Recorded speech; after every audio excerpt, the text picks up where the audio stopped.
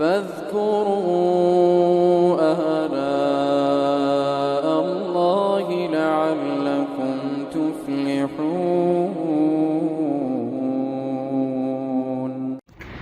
بسم اللہ الرحمن الرحیم۔ ناظرین و سامعین کرام، آپ سن رہے ہیں پروگرام نیکی کی بات مفتی ناصر علی کے ساتھ 5 منٹ کے مدرسے میں خوش آمدید۔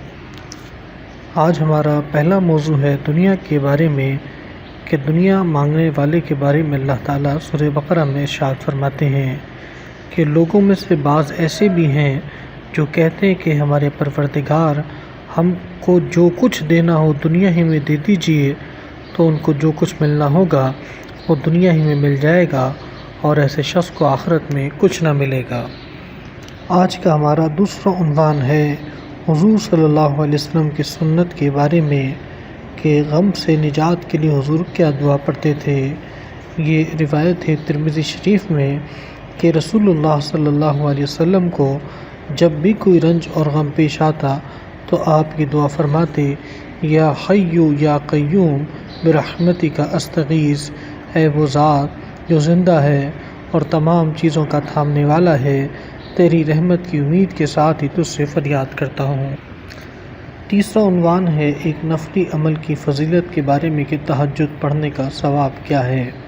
طبرانی کبیر میں ہے کہ جب کوئی آدمی رات کو اٹھ کر اپنی بیوی کو بیدار کرتا ہے اور اگر اس پر نیند کا غلبہ ہو اس کے چہرے پر پانی چھڑک کر اٹھاتا ہے، پھر دونوں اپنے گھر میں کھڑے ہو کر رات کا کچھ حصہ اللہ کی یاد میں گزارتے ہیں تو ان دونوں کی مغفرت کر دی جاتی ہے۔ چوتھا عنوان ہے گناہ سے آگاہی کے بارے میں، کہ زمین میں فساد پھیلانے کا گناہ کیسا ہے۔ سورہ بقرہ کی آیت نمبر 27 میں اللہ تعالیٰ ارشاد فرماتا ہے، بے شک وہ لوگ جو اللہ سے پکا عہد کرنے کے بعد توڑ ڈالتے ہیں اور ان رشتے ناتوں کو بھی توڑ ڈالتے ہیں جن کو اللہ نے جوڑے رکھنے کا حکم دیا، اور زمین میں فساد پھیلاتے پھرتے ہیں، تو ایسے لوگ بڑا خسارے والے ہیں۔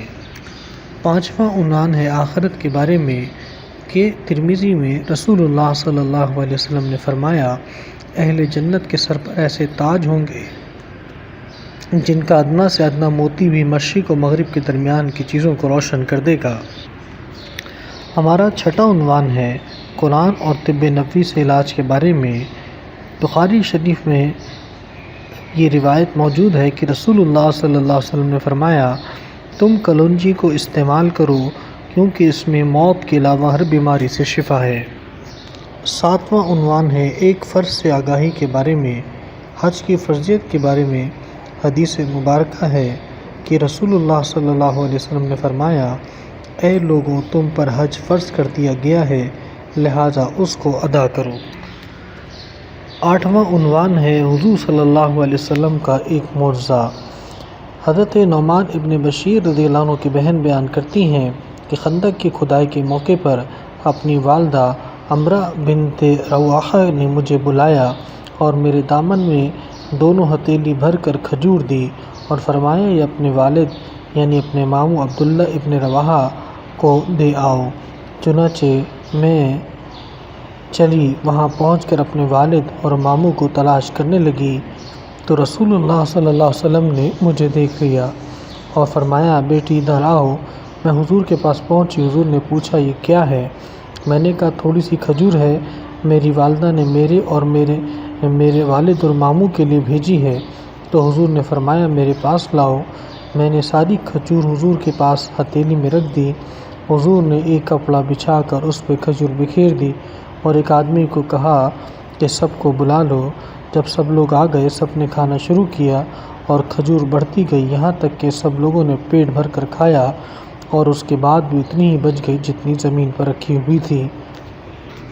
آخری عنوان ہے اسلامی تاریخ میں حضرت یحییٰ علیہ السلام کے بارے میں۔ حضرت یحییٰ حضرت زکریا کے بیٹے تھے، اللہ کے پیغمبر تھے، نیک لوگوں کے سردار تھے۔ اللہ نے بچپن ہی سے علم و حکمت سے نوازا تھا۔ انہوں نے شادی نہیں کی تھی، مگر اس کے باوجود ان کے دل میں کبھی گناہ کا خیال پیدا نہیں ہوا۔ وہ اللہ کے خوف سے بہت رویا کرتے تھے۔ اللہ تعالیٰ نے ان کو اور ان کی قوم کو صرف اپنی عبادت، نماز روزے کی پابندی اور صدقہ خیرات کرنے اور کثرت سے ذکر کرنے کا حکم دیا تھا۔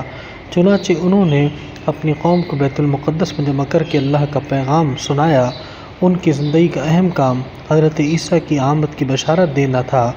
جب انہوں نے تبلیغ کا کام شروع کیا اور حضرت عیسیٰ کی خوشخبری سنائی تو ان کی مقبولیت دیکھ کر یہودی قوم کو برداشت نہ ہو سکا اور اس عظیم پیغمبر کو شہید کر دیا اور اپنی دنیا اور آخرت برباد کر لی۔ ناظرین، یہ تھا ہمارا آج کا پروگرام۔ امید ہے کہ آپ کو آج کا سبق سمجھ آ گیا ہوگا۔ براہ کرم اس کو آگے شیئر فرمائیں۔ والسلام ورحمۃ اللہ وبرکاتہ۔